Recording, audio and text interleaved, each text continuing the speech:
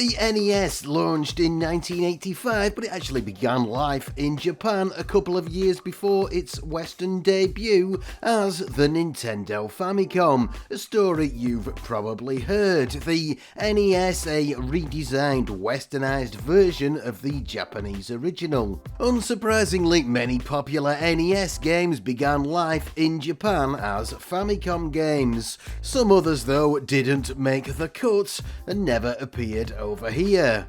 Sometimes it's pretty obvious why a game might not have made it, but not always. Some of the best, most technically advanced titles on the system never got a chance outside of Japan. So what happened? Well, the reason is at least partly to do with technology, and it starts with a restriction. The original NES or Famicom cartridges were limited to just 40 kilobytes, 32 kilobytes of program data, and 8 kilobytes of graphics data. That separation of data is unusual in game cartridges, but it ended up being quite important, and it meant no more than 512 graphics tiles or character blocks for you to draw your graphics with, usually 256 for sprites and 256 for backgrounds. Soon, that really wasn't enough, and Nintendo's original solution was to supply games on floppy disk via the Famicom Disk System,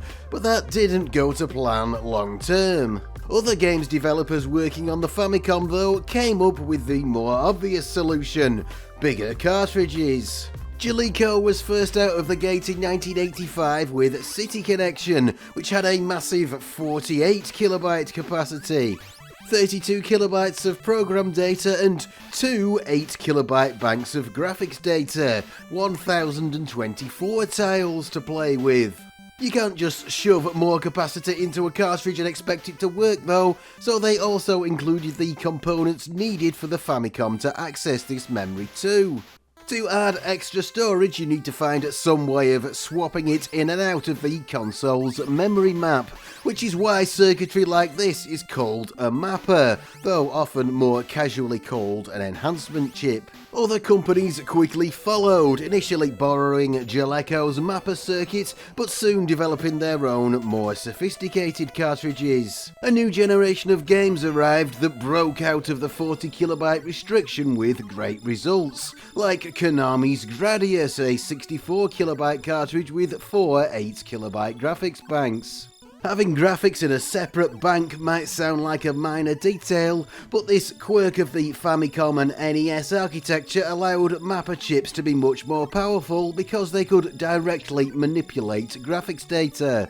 And this innovation was allowed to flourish because in Japan, Nintendo let games publishers make their own unique cartridges with their own technology. Not the case elsewhere, but speaking of Nintendo, they themselves also got in on the act too. It was their platform after all, coming up with their own mappers, both for Famicom games in Japan and NES games outside. The interesting light gun game Gumshoe seems to have been the first of these international releases using Nintendo's GN ROM mapper, which allowed for a total ROM size of 160 kilobytes, 4 times the size of original cartridges. Nintendo kept innovating, and soon games that had launched on the Famicom Disk System in Japan were brought to the West as cartridges using their new MMC1 mapper. This emulated just enough of the functions of the disk system to make porting games possible for Nintendo and other developers too who'd made disc games, but it also had features that made it attractive for developing new games from scratch, like Double Dragon from Technos. Nintendo's mappers offered a lot more of the same features that other mappers did, and more besides in some cases, but they absolutely had to, because outside of Japan, Nintendo didn't allow developers to make their own cartridges. If you wanted to make an NES game for the rest of the world, you had to pay Nintendo to manufacture it for you with their own cartridges and mappers. Enforced legally and technically with the lockout chip installed in the NES, which would not let a game boot unless it found an approved key chip in the cartridge. If you'd made a game with your own mapper in Japan, you were going to need to find a way to make it work with one of Nintendo's mappers to release it worldwide. Many developers did just that. City Connection came to the NES in a slightly updated form in 1988, and Gradius' American release came just a few months after the Japanese original, pretty much unchanged. Gradius especially was a big game. It introduced the famous Konami code, alone enough to make it an icon, but for some reason we, outside of Japan, never saw its sequel, Gradius II.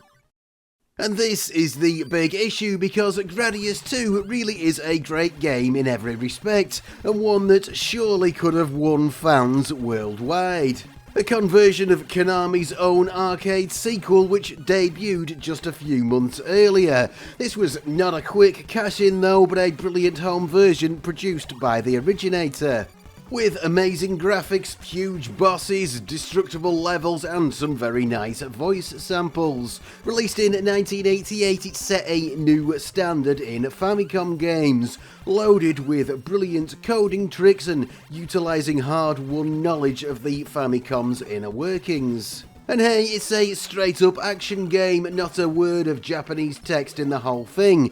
Surely the only thing Konami needed to do was slap this in an NES cartridge and hand over the cash to Nintendo, and they'd have a smash hit on their hands. That didn't happen though. Gradius II stayed in Japan and never went anywhere else. Why? Well, it seems to be about mappers. Konami for this game used their own VRC4 mapper, but converting it to one of Nintendo's mappers for worldwide release might not have been possible. The most advanced mapper the Big N offered at the time was the MMC3, which was hugely popular with developers. Hundreds of games used it. But whilst it was pretty advanced, it wasn't just quite as capable as Konami's VRC4 chip. What did it do that made Gradius II possible? What amazing effect couldn't Nintendo's own chip reproduce? Well, it is pretty complicated. Remember how I said the original Gradius had 4 banks or pages of graphics elements available to draw the game with? Well, here they are again. Notice how the ship Vic Viper appears in every one? Makes sense. Whatever is going on in the game, you need to have the main ship. When you flick between pages, you need to have the ship available to draw. But it is wasted space though, the same thing repeated 4 times. Wouldn't it be better to just not swap out whole pages, but smaller bits at a time? So you can mix and match different graphical elements? Well, yes it would be, and that's what a lot of mappers do. The MMC3 chip lets you swap graphics in and out in 2 2KB sections and 4 1KB sections.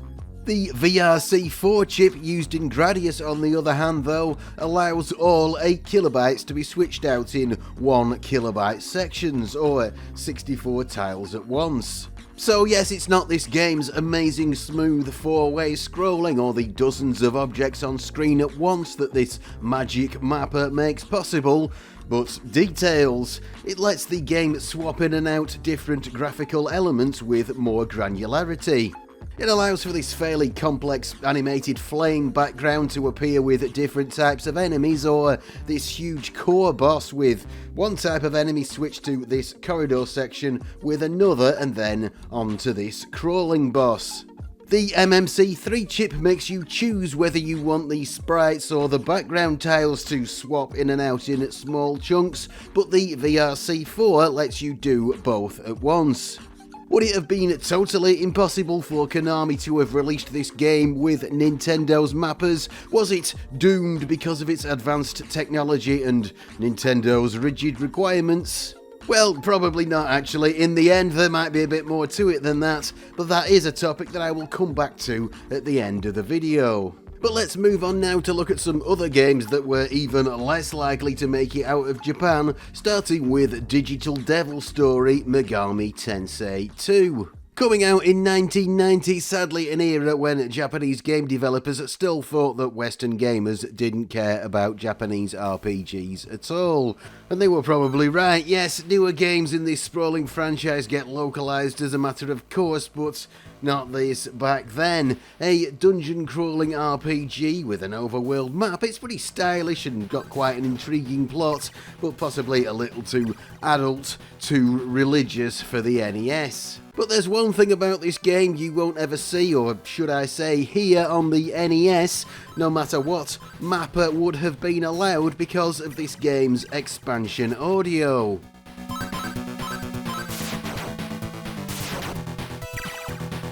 Yes, this definitely sounds a bit different from the standard NES audio, and that's because this game's mapper includes a whole new sound synthesis chip built into it. You could do this on the Famicom because its cartridge socket had an external sound input pin, which allowed for an audio signal to be mixed in with the rest of the system sound and sent out to the TV.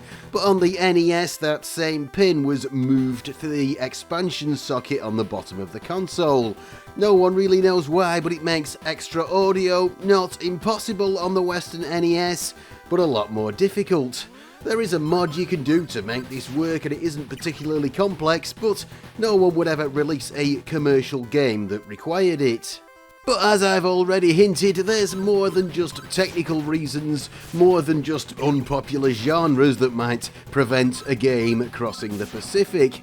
How about we take a look at Splatterhouse Wanpaku Graffiti? Another lost classic, another one that seems to have been unfairly robbed of its place in Western childhood memories, a home sequel to the arcade original. But yes, it's the content here that would have made this very unlikely to find a home on the NES. An action platformer hack and slash thing that plays really well, has a wonderful, cute, super deformed style, and manages to cram in a reference to just about every single Hollywood horror trope ever, and does have a rather nice, thriller-inspired dance number. It's loaded with zombies, vampires, the occult, mild sexual suggestiveness, and worst of all, religious symbols, all the things that Nintendo was absolutely determined not to let Western kids see on its watch. No way, leave that to Sega. Yes, Nintendo had a ridiculously strict content policy back then, outside of Japan anyway. I don't know for certain that they would have completely refused this game's publication, I can't find any specific info, but if they were going to self-ban their own early game Devil World for its religious symbology, then they surely would have canned this too. It does use its own mapper, but it doesn't do anything in this case that another mapper chip can't easily reproduce. The MMC3 would certainly have worked, and I really think this could have been a hit on the NES. There's nothing on here that's really offensive, it's clearly very cartoony, and the original Splatterhouse was ported to other consoles with no issues. The kind of thing that I'm sure many tweens of the era would have absolutely loved. Most of all, though, it seems like Konami suffered the most from Nintendo's restrictive policies, Crisis Force here being another one stuck in Japan. A stunning looking game and a late release coming out in 1992, this goes even further than Gradius II with the insane effects, like these huge vertical parallax trenches. This uses the VRC4 mapper again and achieves these unusual effects by swapping out the background tiles in an animated loop that syncs up with the vertical scrolling to create that sort of parallax effect. This mapper's capabilities here, though, don't matter as much, because by 1992, when this came out, Nintendo had their own mapper that could easily match it, the MMC5. The last in the line of Nintendo's NES mappers, it was about the most advanced that anyone ever came up with, full of fancy features, a lot of which never got used by any game. If Konami really wanted to release Crisis Force in the West, they most likely could have made it work with this. But this leads us to another reason why many games didn't make the jump, and that's because Nintendo limited the amount that a company could release. In Japan, Konami could churn out as many games as they liked, and they put out a lot, but on the NES they were limited to just 5 a year, the max Nintendo allowed for anyone.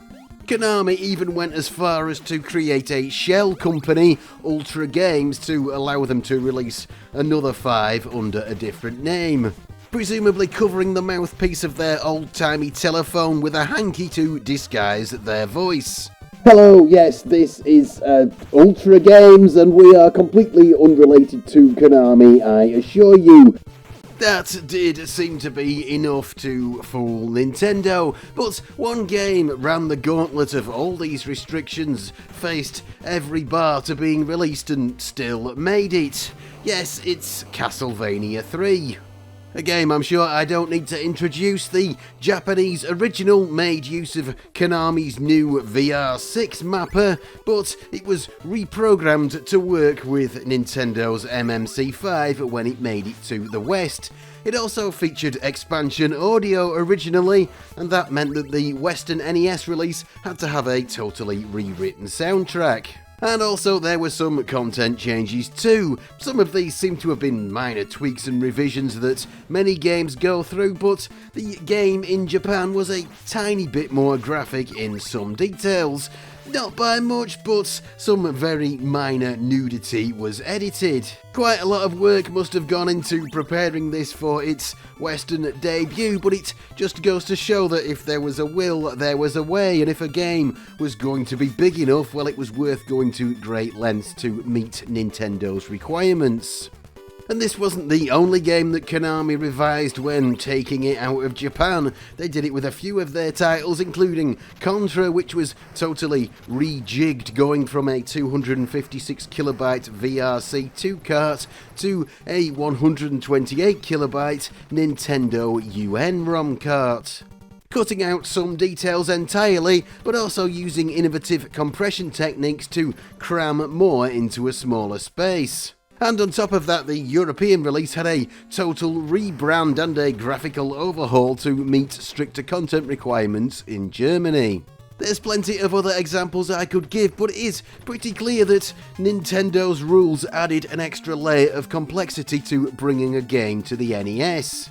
And financially too, they took a 30% royalty on everything, plus required cash up front to actually make the cartridges, and if they didn't sell, well, that was on the game developer, not them. And that, coupled with the 5-game limit, meant that if you were in the business of NES games, you had to make sure that not just what you released was going to be a hit, but it was going to be a bigger hit than anything else you could use your limited number of releases on. Nintendo did seem to relax things in the later years of the NES's life. The amazing Batman Return of the Joker used Sunsoft's own mapper in both the NES and Famicom versions, but for most of the NES's life, Nintendo held very firm.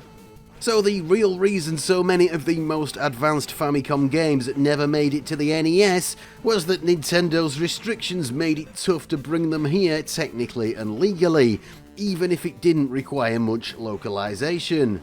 Atari had got into serious trouble a few years earlier with the 2600, the market being overwhelmed with fairly low-effort games, and Nintendo were trying their best to avoid that situation, and it's hard to argue that Nintendo didn't know what they were doing. Their success is undeniable, but their policies maybe prevented some quality software being released as well as preventing a flood of crap. With all that said though, if Konami really wanted to, they probably could have brought Gradius II West somehow. They could have tweaked it to work on another mapper, and certainly Nintendo's MMC5 would definitely have done the job. I can say that for certain because of this modern hack of this game to use that mapper, which makes reproduction carts easier and helps it to run on certain emulators. Konami could surely have done the same hacking back then, within a year or two of the original release, if they thought it would make them money. The original Gradius might have done quite well, but they presumably thought they had other games they could promote that would have done better. So once again, I think this is the end for now. Of course, there were some companies out there who didn't play Nintendo's game at all and released their own, regardless of the rules, and I think maybe that would be an interesting topic for another video, but thanks as ever to my ever loyal Patreons. Your help is appreciated as always, and there is a link below if you would like to join them. That would really be great. And I will, as I always do, say thanks for watching, and I'll see you next time.